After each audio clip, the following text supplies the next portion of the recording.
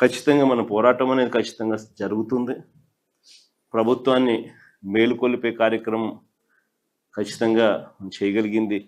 ఎట్లాగో మన ప్రభుత్వం రావాలన్నా, రైతులకు నిజంగా మంచి జరగాలన్నా, శాశ్వత మంచి జరగాలన్నా మనం చేయగలిగిన ప్రస్తుతానికైతే 3 సంవత్సరాలు ఓపిక పట్టాల్సిందే. కాబట్టి ఈ లోపల కూడా మనం గమనుండే కార్యక్రమం అయితే చేయకూడదు.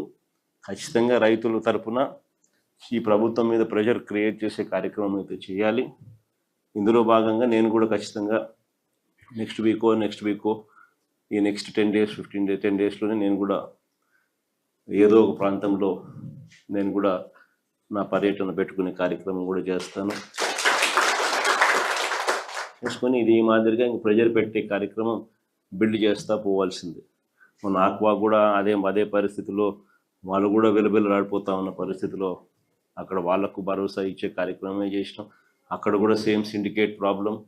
అక్కడ కూడా మార్కెట్లో రేట్లు క్రాష్ చేయడానికి కోసం వీళ్ళంతా సిండికేట్ అయిన పరిస్థితులే కనిపించి అక్కడ కూడా రైతులకు భరోసా ఇస్తూ గట్టిగా సిండికేట్ బ్రేక్ చేసే ప్రయత్నం చేస్తున్నాం. ఇప్పుడు కూడా అదే పరిస్థితిని మళ్ళీ ఇక్కడ కూడా కొనసాగిస్తాం.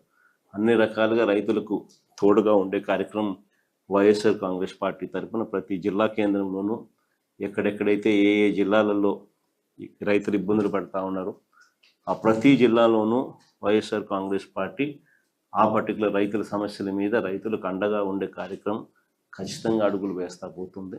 మొత్తం పొగాకు రైతులందరికీ కూడా జరుగుతూ ఉన్న పరిస్థితులు ఏ మాదిరిగా ఉందన్న మెసేజ్ రాష్ట్ర వ్యాప్తంగా కూడా పంపించే కార్యక్రమం కూడా చేసే ప్రయత్నంలో భాగంగా అక్కడ చేస్తాం.